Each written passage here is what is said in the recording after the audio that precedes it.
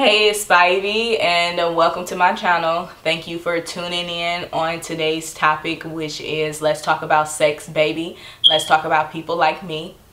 I think that it's important to discuss things regarding sexual assault, rape, consent, and sex in general, especially based on the things that has been coming out in the media lately. I moved out to LA almost a year ago. I had a friend who I had involved myself with on an intimate level, and he had a roommate. The roommate I had known from previous years. We went to school together. So this particular time I had a friend come into the city, and we all decided it would be cool to hang out and kick it with each other. The roommate and I go and pick up the friend, and we come to the house and we're all drinking.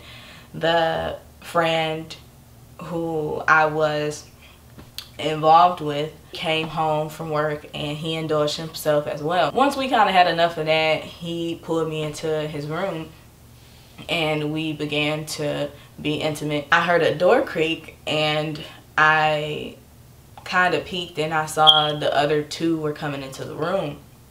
So at this point I'm kind of thinking, okay, well, maybe they want to watch what's going on or something. Of course, I'm not thinking anything crazy is going to happen because these are people I have been knowing for years. The guy who I was with ended up taking a break. He lays on the floor. I'm still on my stomach.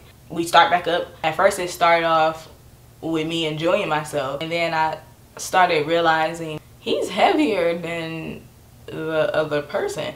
So this can't be the person who I consented to. I was scared to look, but I ended up mustering up the courage to turn around to look and see, and it was the roommate. The next morning comes, I'm kind of thinking it's a dream until I see a particular condom wrapper. I know that the guy I was messing with getting used. I'm just thinking, wow, that wasn't a dream. I asked him what happened just so I can see if what he thinks happened lines up with I thought happened. So far everything is matching, but he does insert this one point. His roommate asked him if he could perform oral sex on me, and he said, help yourself, to the roommate.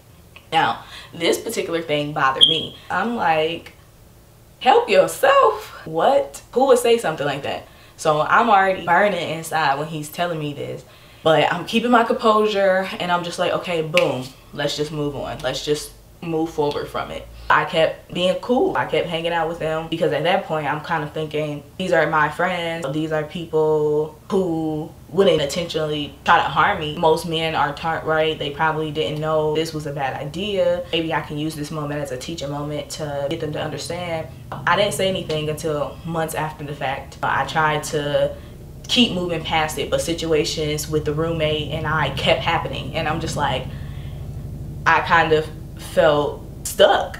I didn't really know how to respond to him, I suppose. And I think that that probably was a offset from what happened on the first encounter. Understanding why the act happened was important to me. I asked the guy, who taught you how to approach women like this? Who taught you that this was okay to do? He eventually apologized, but the sad part is, after the apology, he acted like a complete asshole. He basically made me feel like I was wrong for saying something, or I was overreacting with what I was saying, or I was making something up when he and I both know the truth in the situation. It put me in a very depressive state. At first I was in denial about it. I just knew something was making me depressed, but I couldn't really put my finger on what it was exactly. Eventually I kind of just exploded. That's really what happened on my Facebook. I had been internalizing so much. Being invalidated, having your reality denied is going to make you mad. It's going to drive you crazy.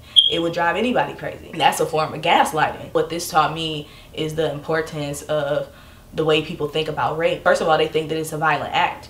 And even though violence is inside of rape, it doesn't have to be kicking, screaming, crying. It's about consent. That's what draws the line, whether it's rape or not. Non-consensual is when you're doing something against another person's will. You have to have an agreement with the person. A lot of people miss that step because they think that things like foreplay, kissing, touching is consent to go further than that. But in reality, it's consent to that act only. Once people understand the level of consent, I think that a lot of these issues will die down. So you wouldn't have people in positions that they don't want to be in or they didn't mean to be in simply because they were ignorant. There was a study done.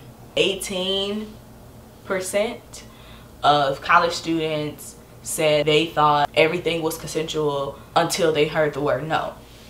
This is a problem within our society. It's something that's ingrained in us from when we're small children, that no means no. And when somebody says stop, that you need to stop. But what we don't teach is consent starts well before you hear the word no. In fact, if you have consent, 9 times out of 10, you won't hear the word no or stop. But it also implies is that nonverbal communication is not important.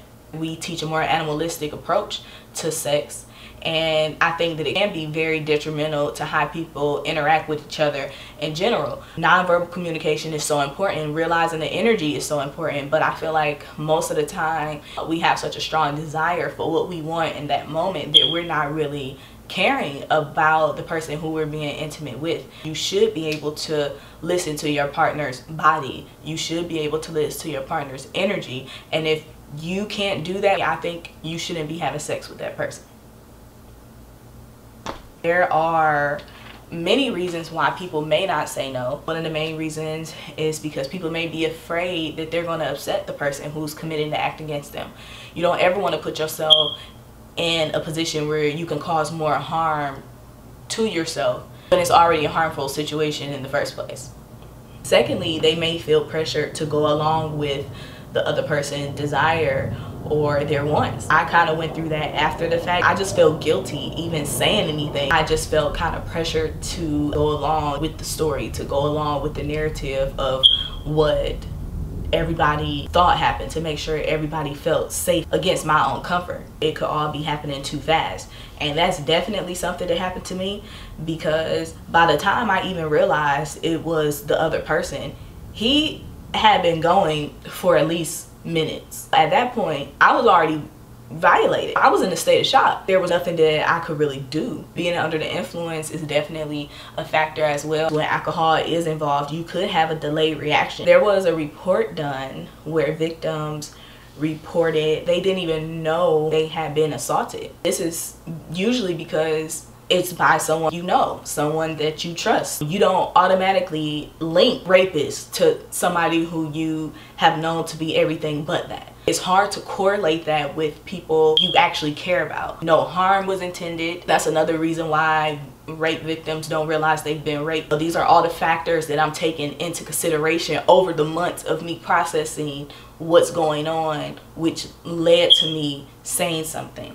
It's important for us to look at the questions that we even ask victims. Did you scream? Did you yell? Did you ask for help? Did you fight back? Even though those are important questions to ask, I want you to be mindful that if you're asking these questions but you're not talking about the fact that somebody violated this person, what you're essentially doing is victim blaming. They may already feel guilty or may feel at fault for not being able to defend themselves, for not being able to be there for themselves. I felt so bad for so long. I'm like, why couldn't you fight back? Why couldn't you say anything? That's going to bring me to my next point, tonic immobility.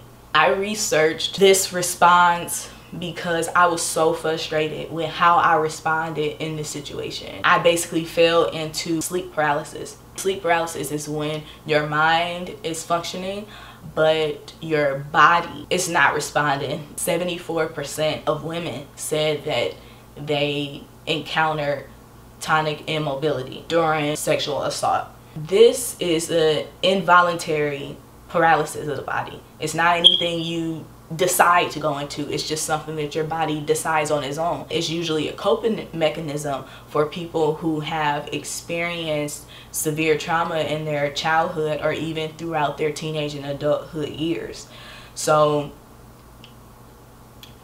When fear is in place, your body does what it thinks is best to keep you protected. It's a lot more common than we talk about. It's just sad because I think a lot of victims get backlash because of it, especially from themselves. They're already beating themselves up, and then you got the world that's gonna beat you up for something that you didn't even choose. You first go through arousal, which is alertness, realizing I could possibly be in danger. There's a factor of freezing where you're assessing the danger that you're in. Then it's fight or flight, whether you're gonna fight or you're going to mentally escape yourself out of this situation. Mentally escaping yourself is a form of depersonalization, which is something that I definitely experienced. I basically felt like I was having an outer body experience, if you will. That's probably why I thought it was a dream. When I woke up, I could literally see myself laying there on the bed. An interesting sight to see. You're detaching yourself from your reality to basically keep yourself protected. I am going to discuss the myths regarding sexual assault. One of the biggest myths is that if a person has been sexually assaulted, they will be hysterical. There's a spectrum of responses when it comes down to any type of trauma. It can range from being calm, hysterical, angry, denial, shock, even withdrawn. I experienced a combination of all of those. It didn't take me to actually speak on what it was until I spoke to one of my friends and I was telling them about the situation. The first thing she said was rape. The first thought I had was, so I was right to feel how I felt originally. I'm not overreacting. That brings me to my second point, which is all assault victims will report to the police. If they don't or delay reporting, that they change their mind about the act or they're reporting out of revenge. That comes with the idea that you may be blamed, fear of not being believed, wanting the situation to go away. That's another denial factor. Not recognizing it as assault. All of those factors play into why people don't report. I think that we need to change the narrative that people make reports out of revenge, or if you wait too long, you've gotten to a place where you want to in life and then you decide to tear somebody else down. It's never really about that. It's about processing what's happened to you and understanding what it is. For a long time, I didn't say anything because I was confused. I didn't know how to feel about it. I didn't know the correct way to approach the situation. I just knew it didn't make me feel right. I couldn't explain to people what was going on in my head. I couldn't explain how I was thinking and why I was doing the certain things that I was doing. But once I began my research, I was able to understand it a little bit better. My third myth is only rape if people put up a fight. I've already talked about this earlier, but tonic immobility can be a coping mechanism. I want people to be mindful of the things that they say to people when they go through something like this. Nobody wants to be a victim. 98% of reported rapes are true. 2 to 10% are false. It was at a point where I was suicidal. I literally told my friend I would rather die than go through this with my friends. Being that fragile,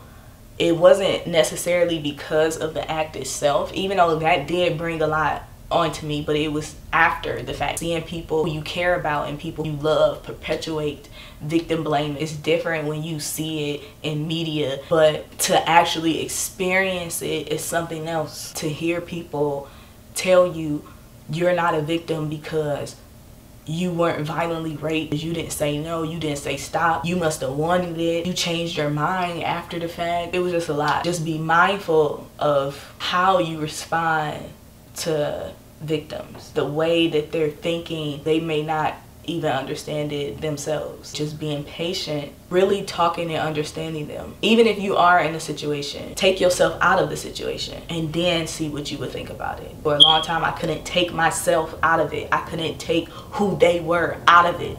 But when I looked at the situation, if it was complete strangers, I definitely would have responded completely different. How to cope. Making sure you have at least one person, a group of people, somebody to talk to, because you will fall into a state of depression. You are twice as likely to go through post-traumatic stress months after the fact if you had this type of response. Writing is something that I've been doing a lot more to express myself. Talking to a therapist helps. It doesn't allow biased opinions. Most importantly, understanding that whatever happened was not your fault. You can only control yourself. You can't control another person. Your story matters. You matter. So I'm gonna wrap this up. I hope after this that we all have a clear understanding of rape, consent, and sexual assault. I am always going to be available for questions. Leave me a message and I will get back to you. Thank you for tuning in. Peace and love.